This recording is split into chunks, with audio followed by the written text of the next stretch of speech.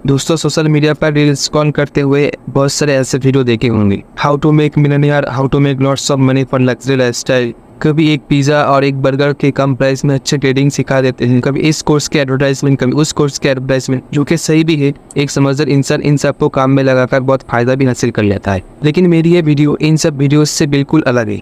ये वीडियो बेमकसद है दुनियावी एतबार से और बामकसद है दीनी एतबार से। मेरा टारगेट है वो नौजवान मुसलमान जो अंदर से दुनियावी फितरत से बेचैन है, परेशान है। बहुत सारे इस्लामिक स्कॉलर्स के वीडियोस भी देख लेते हैं और गलती का एहसास भी होता है, फिर तौबा भी कर लेते हैं, लेकिन कुछ दिन जाते नहीं जाते फिर पहले जैसा हो जाते और आखिरकार मायूसी का शिकार हो जाते। तो इस टाइप के यूजर्स अगर देख रहे हैं इस वीडियो को तो फॉलो कर लेना, ज़रूर फ़ायदा हो।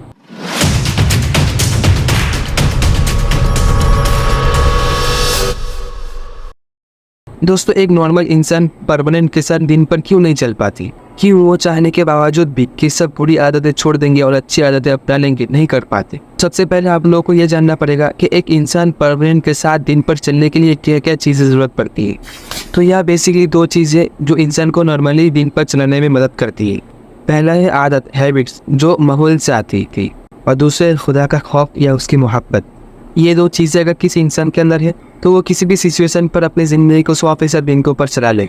अगर आपके अंदर खुदा का खौफ होगा तो आप बड़ी आसानी से किसी मुनकरत से अपने आप को रोक सकते हैं, और अगर उसकी मोहब्बत होगी तो किसी भी सिचुएशन में किसी भी क्रिटिकल काम, टफ काम क्यों ना हो, आप कर लेंगे। मिसाल के तौर पर अगर आपके सामने आपके अब्बू हो तो आप उनके सामने कुछ गलत काम कर सकते हैं। ऐसी कोई काम कर सकते जो हया के खिलाफ हो? नहीं। क्यों?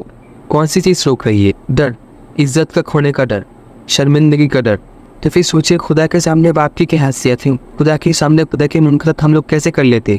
डर ही नहीं है, हम लोग के अंदर खुदा का खौफ ही नहीं है। लेकिन खुदा का खौफ और उसकी मोहब्बत की पहले भी एक चीज़ है जो हम पहले बता चुके हैं, आदत, हैबिट्स। अब इसको फोकस करते हैं कि किस तरीके से आदत हमारी ज़िंदगी में आकर, जैसे हमने बताया कि आदत के लिए अच्छे माहौल की ज़रूरत पड़ती है। एक इंसान को शराब, जुए, सुट्टेबाजी की लत कैसे लग जाती है? माहौल ही तो है। बुरे माहौल में जाते हैं, बुरे दोस्तों के साथ रहते हैं, उसके नतीजे में ये बुरी आदतें उन पर कैसे मुंतकिल हो जाती है उसको पता ही नहीं है। और माहौल में दोस्त, रिश्तेदार और घर वाले सब आते हैं। अगर ये सब दिन पर चल रहे, माहौल दीनदार नहीं, तो आपके लिए मुबारक। उमूमन आप चाहकर भी दिन से नहीं हट सकते हैं, क्योंकि चारों तरफ माहौल ही ऐसा है। आप सल्लल्लाहु अलैहि वसल्लम के ज़माने में मुनाफिक भी नमाज़ पढ़ लिया करते। पता है क्यों? क्योंकि माहौल ही ऐसा था, एकदम शानदार दीनदारी नमाजी माहौल। उस माहौल में रहने वाले किसी भी इंसान को ये तसव्वुर ही नहीं थी कि एक मुसलमान आदमी नमाज़ छोड़ सकते। इसलिए माहौल में आने के बाद मुनाफिक जो बाहर से इस्लाम लाए थे वो भी नमाज़ पढ़ने जाते थे। तो माहौल एक बहुत बड़ी वजह है दिन पर चलने के लिए। लेकिन अगर माहौल ही ना हो तो हर बार दोस्त, रिश्तेदार को दिन से दूर दूर तक कोई ताल्लुक ही नहीं है। उस सूरत में क्या करे? तो बनाना पड़ेगा ना भाई। उन लोगों को थोड़ी ना ऐसे बेयार मदद कर छोड़ सकते हैं। कुंतुम खैरा उम्मतिन उखरिजत लिन्नास तअमुरुना बिल मारूफ व तनहौना अनिल मुनकर। बेहतरीन उम्मत इसलिए हो कि लोगों को भलाई की तरफ बुलाओ, बुरे कामों से रोको। तो माहौल बनाने के लिए सबसे पहले खुद को तैयार करना होगा, और ये बहुत आसान है, थोड़ी हिम्मत की काम है और जिद चाहिए। हर इंसान आज से ये इरादा कर ले बस कि हर दिन एक बुरी काम छोड़ देंगे और एक अच्छी काम अपना लेंगे। और शुरुआत छोटी सी होनी चाहिए। अगर कोई बुरी अमल छोड़ने का इरादा है तो सब तो अपने बुरी अमल में लिस्ट में जाकर देखे कि सबसे बुरी अमल कौन है फिलहाल जिसको छोड़ने पर हमें उतनी तकलीफ नहीं होगी, उससे शुरू करें तो एक कॉन्फिडेंस भी आएगा और एक हिम्मत भी मिले। इसी तरह अच्छे काम में भी इरादा कर लें, जैसे खाते वक्त बिस्मिल्लाह की आदत लगा लेना, ये भी बहुत बड़ी बात। लेकिन अगर किसी बुरे काम का छोड़ने का इरादा हो गया तो उसे दोबारा मत करना, चाहे क़यामत ही क्यों ना आ जाए। ये जिद पकड़ना पड़ेगा। इस मामले में बहुत जिद्दी होनी पड़ेगी। इंसान के तौर पर अगर इरादा कर लिया कि आज से झूठ नहीं बोलेंगे तो नहीं बोलेंगे, ऐसी की तैसी, चाहे जान क्यों न चले जाए।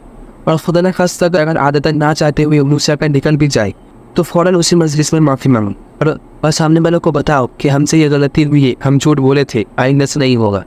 इज्जत गए तेल ले ले, अल्लाह के लिए ज़लील हो जाओ। देखना अल्लाह कहाँ से कहाँ पहुँचाते। और फिर इज्जो मनतसा हो तो ज़िल्लो मनतसा, जिसको चाहिए उसको इज्जत देते, जिसको चाहिए उसको ज़लील करते। और अगर किसी बुरे अमल से तौबा करने के बाद दोबारा हो जाए तो मायूस ना हो जाना, डिमोटिवेट होकर हिम्मत ना हार देना, क्योंकि इस्लाम में मायूसी है ही नहीं, हराम है। बल्कि खुश हो जाओ ये सोचकर कि अल्लाह के फजल से तौबा करने के बाद बड़ी मुद्दत के लिए इस गुनाह से हम अपने आप को रोक सकें। उसको एक अचीवमेंट की तरह लो, फिर देखना ज़िंदगी कैसे बदलती है। हिम्मत ना हारना, जब तक जाने तब तक कोशिश है, बाकी अल्लाह के हाथ।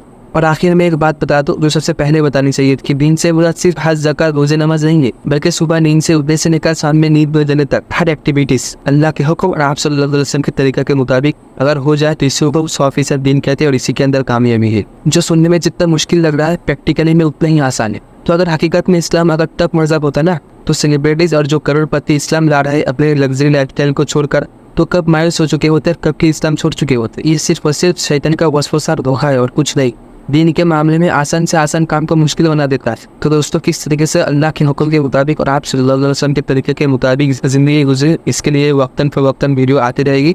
और इस धोखे वाले ज़िंदगी को छोड़कर रत वाली ज़िंदगी में आने के लिए अगर कोई दुश्वारियाँ हो, प्रॉब्लम्स हो, अगर कोई चीज़ पूछनी हो, तो इंस्टा पर DM कर सकते हैं उस्ताद के मशवरे से, और अपने इस्तेदाद के मुताबिक जितना मुमकिन हो सके आपका जवाब दिया जाएगा।